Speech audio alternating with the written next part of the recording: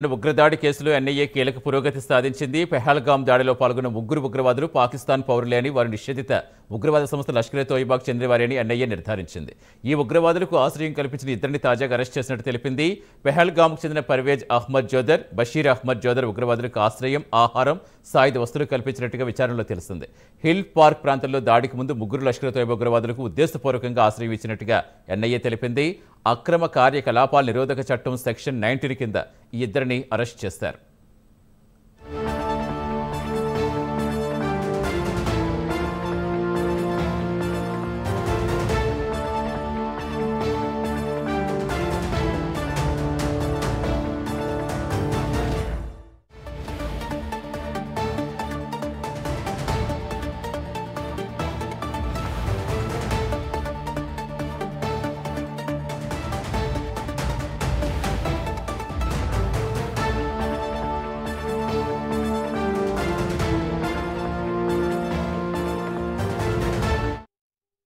పెహల్గాం దాడికి ప్రతీకారంగా భారత్ పాక్తో చేసుకున్న సింధు జలాల ఒప్పందాన్ని తాత్కాలికంగా రద్దు చేస్తుంది. దీనికి ప్రతిగా పాక్ కూడా సిమ్లా ఒప్పందం రద్దు చేస్తుంది. అనంతరం భారత్ ఆపరేషన్ సింధూర్ పేరుతో పాకిస్తాన్, పాక్ ఆక్రమిత కశ్మీర్లో ఉగ్రవాద స్థావరాలపై దాడులు చేస్తుంది.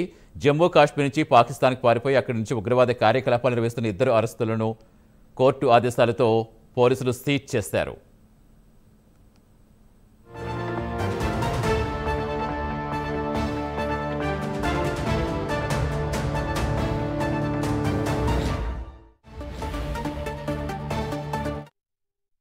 ఏప్రిల్ 22న జమ్మూ కాశ్మీర్లో పెహల్గాంలో జరిగిన ఉగ్రదాడిలో 26 మంది చనిపోయారు. ఈ దాడికి తామే బాధ్యులుగా లష్కర్-ఏ-తోయిబా అనుబంధ సంస్థ ది రెసిస్టెన్స్ ఫ్రంట్ ప్రకటించింది. దీంతో ఈ ఉగ్రదాడి వెనుక పాకిస్తాన్ హస్తం ఉందని భారత్ భావించింది. దౌత్యపర ఆంక్షలతో పాటు ఆపరేషన్ సింధూర్ చేపట్టింది. ఈ ఆపరేషన్లో 100 మందికి పైగా ఉగ్రవాదులు హతమయ్యారు. ఆ తర్వాత పాకిస్తాన్ సరిహద్దు వెంబడి ఉన్న రాష్ట్రాలపై క్షిపణులు, డ్రోన్లతో దాడులు చేసింది. అయితే భారత్ వాటిని తిప్పికొట్టింది. భారత సైన్యం పాకిస్తాన్ ఎయిర్ బేస్లపై దాడులు చేయడంతో పాక్ వెనక్కి తగ్గింది.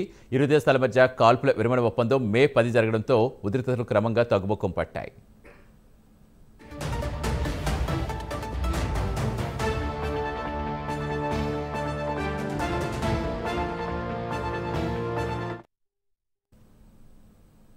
గత కొన్ని రోజులుగా ఇరాన్, ఇజ్రాయెల్ దేశాల మధ్య నడుస్తున్న యుద్ధం